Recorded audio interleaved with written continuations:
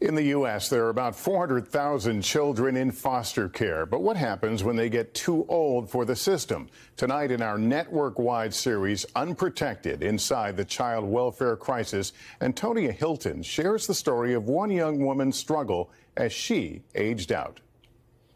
Everybody looks forward to their 21st birthday, but in my case, I'm old enough to not have anywhere to live. Christina Abraham is a child of the foster care system.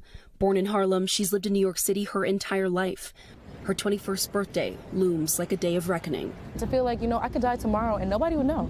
Nobody cares about me. And that is a terrible feeling, to feel like you're in a world full of billions of people and your life does not matter to anybody. Christina doesn't know if her group home will let her stay past her 21st birthday, when in New York, like in most states, foster youth are supposed to leave the system. She hasn't found an apartment she can afford. I'm looking at nothing, really. Even though I want everything, I'm looking at nothing. Christina wants to return to Harlem, steeped in rich Black history, despite the pain she endured here. This is where it all started. It's where she entered foster care after an abusive childhood. Christina became a permanent ward of the state at 8. She remembers her mom leaving her alone here. Her mother says officials separated her from Christina, and she was not allowed to say goodbye. You were just a little person. Did you understand what was happening?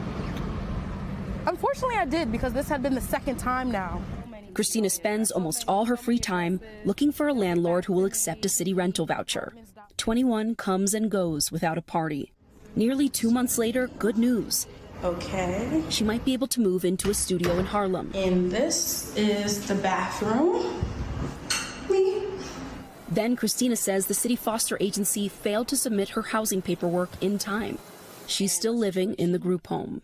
What's it like to still be there? Disappointing. One camera.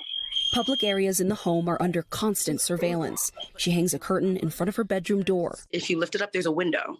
And so anybody who walks by can look inside of your room at any time. Overseeing the city's foster care youth is Jess Danhauser, commissioner of the Administration for Children's Services. He can't comment on specific cases, but did address broader criticisms. We've seen some of the conditions of the group homes and had descriptions of violence, of a lack of privacy. Is that safe and secure? We absolutely would not accept that being a place where we want young people to be, in a place that's not safe or secure. My whole goal as commissioner is to make this system more humane. So we're building out this extra support through coaches all the way until 26 years old. 2.5 months after turning 21, Christina finally leaves the group home for good. She now has the keys to the Harlem apartment, but only $150 to her name. Are you missing meals? Yes. Yes, I am. I am most times not having breakfast or lunch, but I will have dinner. To help get her on her feet, a charity called Hearts to Homes gives Christina supplies: linens, dish soap, a chair. But she has no credit card, no credit score. She has no bed. And her small savings needs to last for almost 3 weeks until she gets a check from her new job. Sometimes I'm excited to start my job, so I wake up with a smile on my face.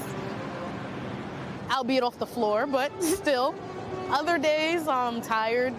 She's also a survivor and determined. 99 days after she turned 21.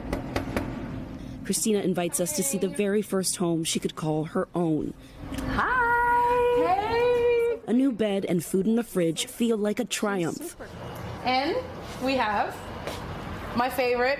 When you look out at this version of New York and you're in your personal space, what's the message you receive? Harlem. Born again in the same neighborhood, this time with the chance to chart her own path.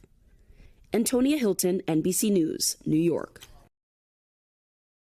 Thanks for watching our YouTube channel. Follow today's top stories and breaking news by downloading the NBC News app.